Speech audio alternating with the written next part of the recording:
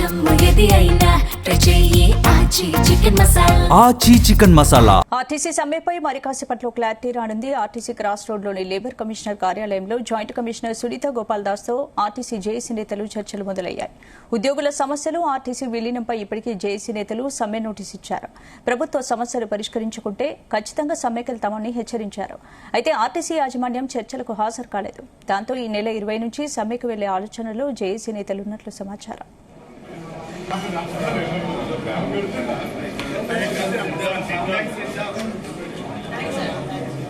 ఇందుకు సంబంధించి పూర్తి అప్డేట్స్ మా ప్రతినిధి వంశీకృష్ణ అందిస్తారు. వంశీ, ఆర్టీసీ జేఏసీ నాయకులు కార్మికుల సమావేశం లేబర్ కమిషన్ ఆఫీస్ లో అటు కొద్దిసేపటి క్రితమే ప్రారంభమైనటువంటి సందర్భం కూడా మనకు కనిపిస్తోంది. ఈ సమావేశానికి రావాల్సినటువంటి ఆర్టీసీ యాజమాన్యం రెండోసారి కూడా ఈ యొక్క భేటీకి డుమ్మా కొట్టినటువంటి సందర్భం కూడా మనకు కనిపిస్తుంది. ప్రధానంగా 3 రోజుల క్రితం జరిగినటువంటి భేటీలో అటు లేబర్ డిపార్ట్మెంట్ అధికారులు కావచ్చు, దాంతో పాటుగా ఆర్టీసీ జేఏసీ కార్మికుల మధ్య జరిగినటువంటి సమావేశానికి కూడా ఆ రోజు ఆర్టీసీ అధికారులు, ఆర్టీసీ యాజమాన్యం వచ్చినటువంటి పరిస్థితి లేదు. ఆ రోజు కొట్టినటువంటి సందర్భం కూడా మనకు కనిపిస్తా ఉంది. దాంతో పాటుగా ఈ రోజు కూడా ఆర్టీసీ యాజమాన్యం అటు కార్మికులతోటి జేఏసీ నాయకులతోటి సమావేశానికి డుమ్మా కొట్టినటువంటి సందర్భం కూడా మనకు చాలా స్పష్టంగా కనిపిస్తా ఉంది.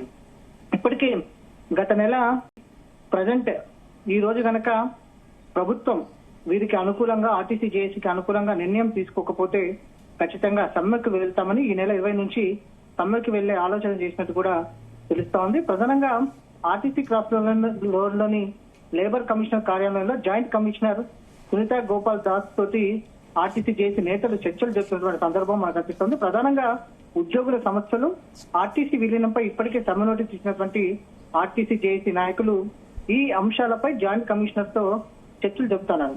అయితే ఆర్టీసీ యూనియన్ నాయకులు సంబంధించి ఏదైతే చర్చించడానికి ఇప్పటి వరకు కూడా ఆర్టీసీ యాజమాన్యం సుముఖత వ్యక్తం చేస్తలేదని కూడా మనం ప్రధానంగా చెప్పుకోవచ్చు. అటు ప్రభుత్వం కూడా ఆర్టీసీ సమస్యలకు సంబంధించి తాము ఒక కమిటీ వేశామని కూడా ఈ రోజు మంత్రి పొన్నం ప్రభాకర్ చెప్పిన సందర్భం మనకు అనిపిస్తోంది. అంటే కాసేపట్లో అంటే ఆర్టీసీ యాజమాన్యం అటు ఏదైతే చర్చలకి రాలేదు కాబట్టి ఖచ్చితంగా ఈ చర్చలు ఏదైతే విఫలమయ్యే అవకాశం మనకు చాలా స్పష్టంగా కనిపిస్తా ఉంది. ఒకవేళ చర్చలు కనుక విఫలమైతే కనుక కాసేపట్లో ఆర్టీసీ జేఏసీ నాయకులు సమ్మె ఎప్పటి నుంచి నిర్వహించేది అనేది మాత్రం ఖచ్చితంగా స్పష్టం చేసే అవకాశం మాత్రం మనకు చాలా స్పష్టంగా కనిపిస్తా ఉంది. మొత్తం 31 అంశాలకు సంబంధించినటువంటి అంశాలపైన నోటీస్ ఇవ్వడం జరిగింది. 31 అంశాలలో ప్రధానమైనటువంటి అంశాలు చూస్తే మాత్రం ఉద్యోగ భద్రత సంబంధించి కావచ్చు, ఆర్టీసీని ప్రభుత్వంలో విలీనం చేయాలి అనే అంశం మాత్రం మనకు చాలా ప్రధానమైనటువంటి అంశాలుగా కనిపిస్తున్నటువంటి సందర్భం కూడా మనకు కనిపిస్తా ఉంది. దీంతో పాటుగా ప్రజెంట్ లేబర్ డిపార్ట్మెంట్ లో చర్చలు కొనసాగుతున్నటువంటి నేపథ్యంలో వారి సంఖ్యలో ఆర్టీసీ కార్మికులు కూడా ఇక్కడికి చేరుకున్నటువంటి పరిస్థితి కూడా మనకు కనిపిస్తా ఉంది.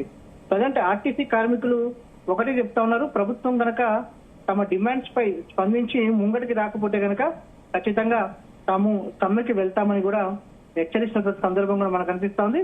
ఇందులో అనేకమైనటువంటి వివిధ రకాలైనటువంటి ఆర్టీసీ సంఘాలు కూడా పెద్ద ఎత్తున పాల్గొంటున్నటువంటి సందర్భం కూడా మనకు చాలా స్పష్టంగా కనిపిస్తుంది. ఒకసారి ఆర్టీసీ ఉద్యోగులకు సంబంధించి 31 అంశాలకు సంబంధించినటువంటి నోటీసు ఏదైతే సమ్మె నోటీస్ ఇచ్చినటువంటి సందర్భం మనం చూస్తా ఉన్నాము. ఆ డిమాండ్ సంబంధించి కూడా ఒకసారి చూడొచ్చు. ఏదైతే ప్రభుత్వం మేనిఫెస్టోలో ఇచ్చిన హామీలను అమలు చేయాలని డిమాండ్ చేస్తా ఉన్నారు.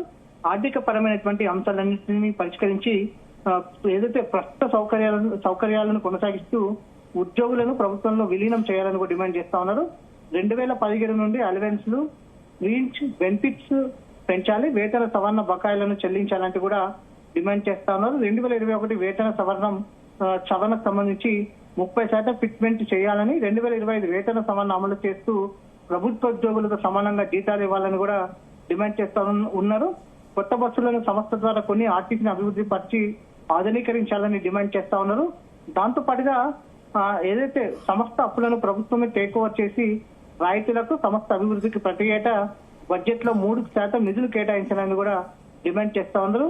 ప్రధానంగా విద్యుత్ బస్సులు ఏదైతే ఎలక్ట్రానిక్ వెహికల్స్ ఏవైతే ఉంటాయో ఎలక్ట్రిక్ వెహికల్స్ సంబంధించి ప్రభుత్వమే కొనుగోలు చేసి ఆర్టీసీకి ఇవ్వాలి. ఎలక్ట్రిక్ బస్సులకు సరిపడా కొత్త డిపోలను కూడా ప్రభుత్వ స్థలాల్లో ఏర్పాటు చేయాలంటూ కూడా డిమాండ్ చేస్తున్న సందర్భం మనకు కనిపిస్తోంది. యాజమాన్యం వాడుకున్న టీసీఎస్ SRBS మరియు PF నిధులను వెంటనే విడుదల చేయాలంటూ కూడా డిమాండ్ చేస్తా ఉన్నారు. ఏదైతే మహాలక్ష్మి పథకంలో 0 టికెట్ బదులు అటు మహిళలకు టికెట్ లెస్ స్మార్ట్ కార్డ్ ఇవ్వాలంటూ కూడా డిమాండ్ చేస్తా ఉన్నారు. రద్దీకి అనుగుణంగా బస్సుల సంఖ్యను కూడా పెంచాలని డిమాండ్ చేస్తా ఉన్నారు. దాంతో పాటుగా మహాలక్ష్మి పథకం కింద ప్రభుత్వం ఇవ్వవలసినటువంటి 400 కోట్లు ప్రతి నెల కోత లేకుండా చెల్లించాలనేది కూడా డిమాండ్ చేస్తా ఉన్నారు. పాత బకాయిలు 2,500 కోట్లు వెంటనే ఆర్టీసీకి చెల్లించాలంటూ కూడా డిమాండ్ చేసినటువంటి సందర్భం కూడా మనకు కనిపిస్తా ఉంది.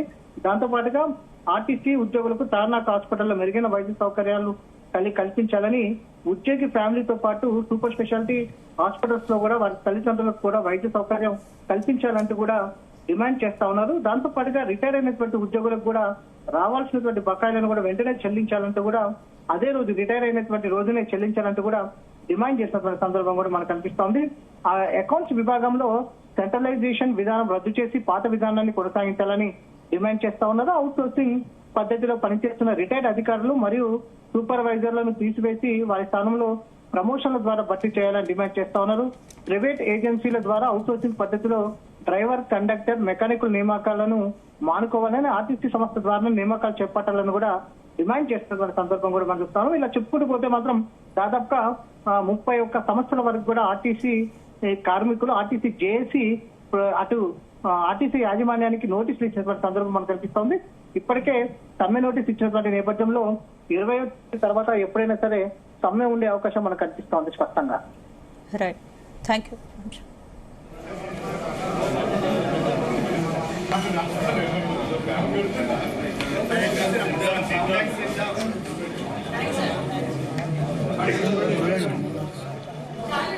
Gracias.